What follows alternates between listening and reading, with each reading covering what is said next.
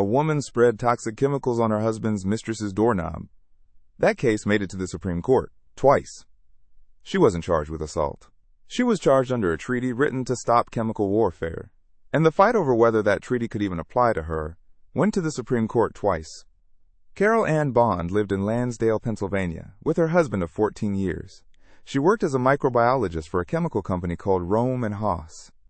In 2006, she found out her close friend, Merlinda Haynes, was pregnant. The father was Bond's own husband. Bond used her access at the chemical company to get her hands on an arsenic-based skin irritant. She ordered a second toxic chemical online. Then, over several months, she spread these chemicals on surfaces Haynes was likely to touch: her mailbox, her car door handles, her front doorknob.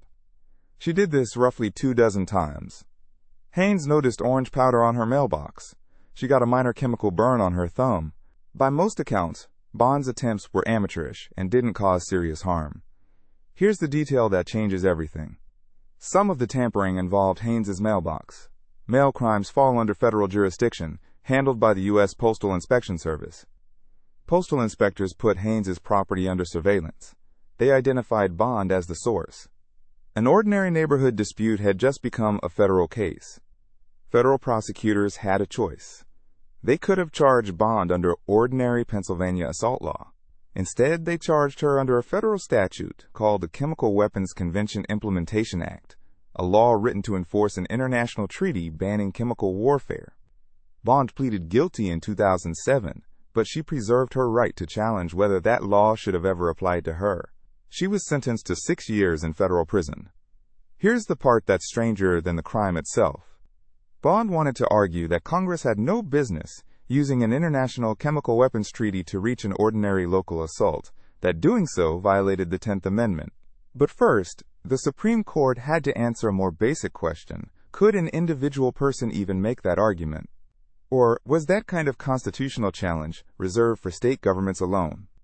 In 2011, the court ruled unanimously, in an opinion by Justice Anthony Kennedy, that yes, an individual has standing to challenge a federal law on these grounds. The case went back down to a lower court, which upheld her conviction anyway. One trip to the Supreme Court, just to be allowed to make her argument. Here's where it actually gets decided. The case came back to the Supreme Court in 2014, this time on the real question: did the chemical weapons law even apply to what Bond did? The court ruled 9-0 that it didn't. Chief Justice John Roberts wrote the majority opinion. He didn't rule on the constitutional question directly. Instead, he leaned on a simpler idea. Unless Congress clearly says otherwise, a federal law shouldn't be read to reach into conduct that's always been handled by the states.